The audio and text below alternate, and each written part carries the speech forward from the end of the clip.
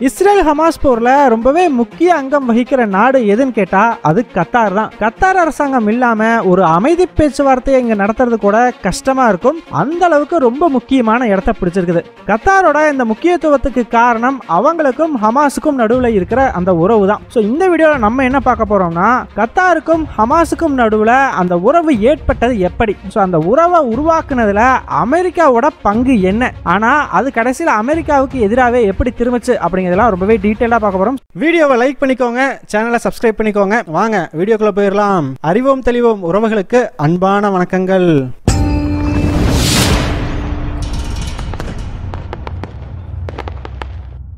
முதல் விஷயமா கத்தாருக்கும் ஹமாஸுக்கும் ரொம்பவே நெருக்கமான உறவு இருக்குது அப்படிங்கிறது நம்ம எல்லாருக்குமே தெரிஞ்ச விஷயம்தான். ஆனால் இந்த நெருக்கமான உறவு இவங்க ரெண்டு பேர்த்துக்கும் நடுவில் உருவாகிறதுக்கும் அது வளர்றதுக்கும் அமெரிக்கா தான் முக்கிய காரணமாக இருந்துச்சு அப்படிங்கிறது இங்கே பலருக்குமே தெரியாது. அது எப்படிப்பா அப்படின்னு கேட்டிங்கன்னா கத்தாருக்கும் அமெரிக்காவுக்கும் இடையில ஏற்பட்ட ஒரு ஒப்பந்தம் தான் இதற்கு காரணம். ஸோ இந்த ஒப்பந்தத்தை பற்றி நம்ம தெளிவாக புரிஞ்சுக்கணும் அப்படின்னா வரலாறை ஒரு முறை நம்ம திரும்பி பார்க்கணும். ஸோ அது என்ன அப்படிங்கிறத டீட்டெயிலாக பார்த்துடலாமா? கடந்த 1967ஆம் ஆண்டு நடந்த போர்ல இஸ்ரேல் ராணுவம் வெஸ்ட் பேங்க், காசா ஸ்ட்ரிப் இந்த ரெண்டு பகுதியையுமே கேப்சர் பண்ணிடுறாங்க. ஸோ கேப்சர் பண்ண பிறகு இவங்க பாலஸ்தீன மக்களுக்கு திருப்பி கொடுப்பாங்களா அப்படின்னு எதிர்பார்க்கப்பட்ட சமயத்துல இஸ்ரேலை பொறுத்த வரைக்கும் திருப்பி கொடுக்குற அந்த மென்டாலிட்டி அவங்களுக்கு அப்ப இல்லை. ஸோ அவங்களே இதை வச்சுக்கலாம் அப்படிங்கிற ஒரு முடிவுக்கு வந்துட்டாங்க. அவங்க கட்டுப்பாட்டுக்கு கீழேயே இந்த ரெண்டு பகுதிகளும் இயங்க ஆரம்பிக்குது. இந்த போரால பார்த்தீங்கன்னா பல்லாயிரக்கணக்கான மக்கள் பாதிக்கப்படுறாங்க. அப்பயுமே கூட அவங்க காசாவில் தான் நாங்கள் இருப்போம், அங்கேருந்து நாங்கள் எங்கேயும் போக மாட்டோம் அப்படின்னு சொல்லிட்டு தொடர்ந்து காசாவிலே இருக்கிறாங்க. ஸோ இது எங்களுடைய இடம், நான் இங்கேயே வாழ்கிறோம் அப்படின்னு சொல்லிட்டு இஸ்ரேலோட கட்டுப்பாட்டுக்கு கீழே வாழ ஆரம்பிக்கிறாங்க. ஆனால் இஸ்ரேல் ராணுவம் பார்த்தீங்கன்னா பாலஸ்தீன மக்கள் வாழ்கிற பகுதிகளை கடுமையான ராணுவ கட்டுப்பாட்டு கீழே வச்சுக்கிறாங்க.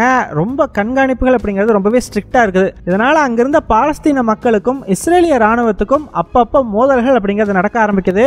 கூடவே இந்த பகுதியில் இப்போ இஸ்ரேல் கேப்சர் பண்ணிட்டாங்க இல்லையா, ஸோ பல்லாயிரக்கணக்கான இஸ்ரேலிய மக்களும் இந்த காசாவிலையும் வெஸ்ட் பேங்க்லையும் செட்டில் ஆக ஆரம்பிக்கிறாங்க. ஸோ இது ஒரு கட்டத்தில் பாலஸ்தீன மக்களுக்கு ஒரு பயத்தை ஏற்படுத்துது.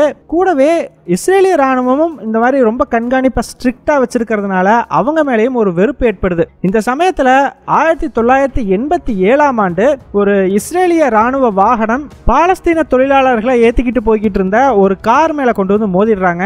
அதில் பயணித்த 4 தொழிலாளர்களும் அங்கேயே இறந்து போயிடுறாங்க. ஸோ இதை பார்த்தீங்கன்னா பாலஸ்தீன மக்கள் மத்தியில் பெரும் கோபத்தை ஏற்படுத்துது. இஸ்ரேல் ராணுவம் இதை வேணும்னே பண்ணிட்டதா எல்லா பாலஸ்தீனர்களும் நினைக்கிறாங்க. ஸோ தெருவில் போராட ஆரம்பிக்கிறாங்க. கையில் கிடைக்கிற கல், பெட்ரோல் குண்டு இந்த மாதிரி விஷயங்களை தூக்கி இஸ்ரேல் ராணுவத்துக்கு எதிராக வீசுறாங்க. ஸோ இதுதான் பாலஸ்தீன மக்கள் இஸ்ரேல் ராணுவத்துக்கு எதிராக நடத்தின முதல் போராட்டம் அப்படின்னே சொல்லலாம். ஸோ இந்த ஒரு சமயத்தில் தான் ஹமாஸ் இயக்கம் அப்படிங்கிறதே சைலண்டாக உருவாகுது. இமாம் மற்றும் யசீன் அப்படிங்கிற ஒரு 2 பேர் சேர்ந்து இந்த ஹமாஸ் இயக்கத்தை இதே வருஷம் தான் உருவாக்குறாங்க. என்னதான் இஸ்ரேல் ராணுவம் இந்த போராட்டத்தை கட்டுப்பாட்டுக்குள்ள கொண்டு வந்துட்டாலுமே கூட இந்த சமயத்தில் உருவாக்கப்பட்ட அந்த ஹமாஸ் இயக்கம் தொடர்ந்து இஸ்ரேல் மேலே அடிக்கடி தாக்குதல்கள் நடத்த ஆரம்பிக்கிறாங்க.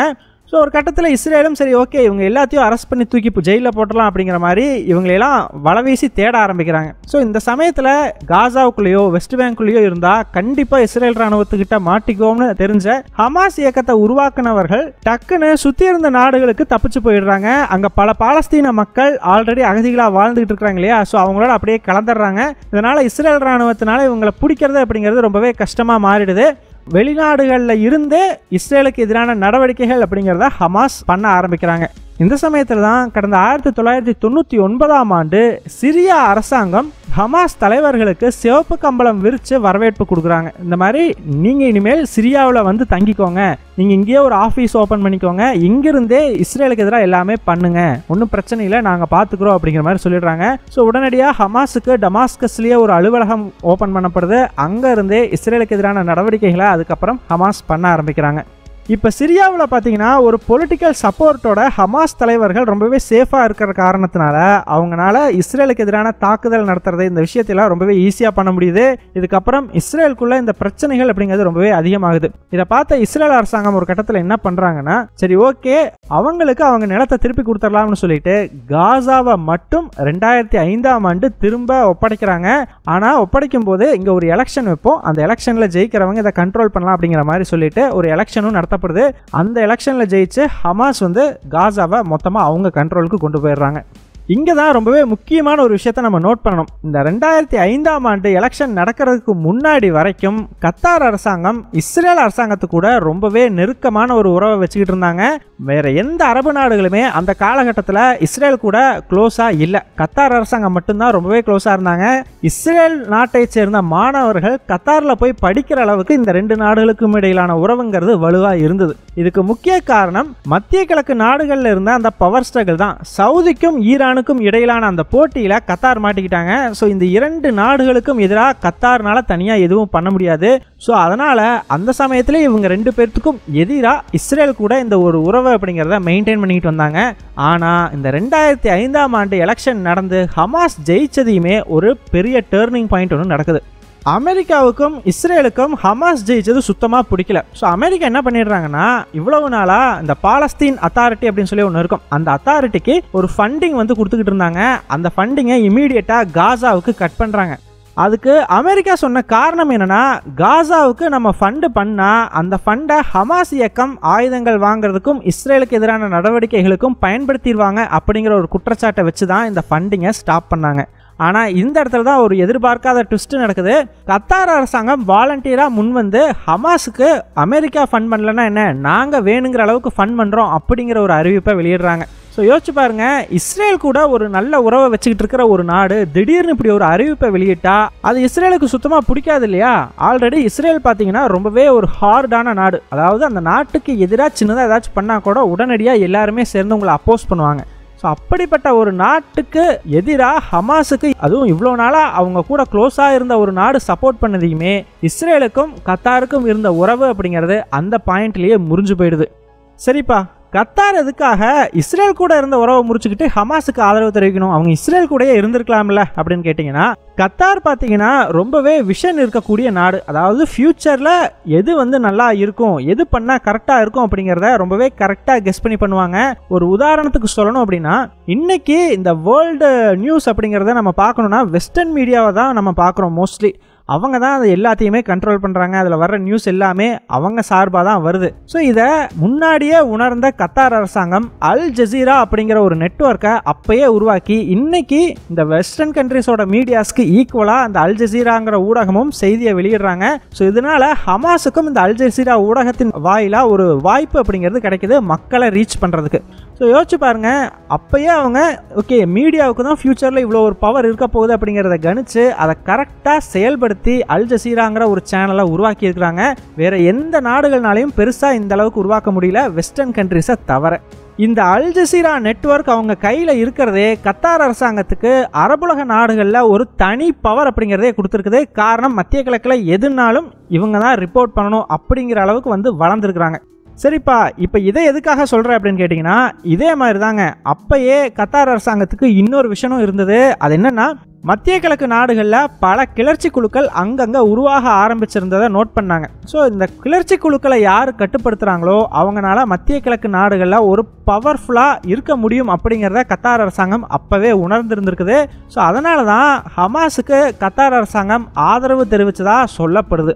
என்னதான் கத்தார் அரசாங்கம் அப்போது ஹமாஸுக்கு ஃபண்டிங் பண்ணாலுமே கூட ஹமாஸ் சிரியாவிலேருந்து செயல்பட்டதுனால சிரியா அரசாங்கத்துக்கு கூட ரொம்பவே க்ளோஸாக இருந்தாங்க.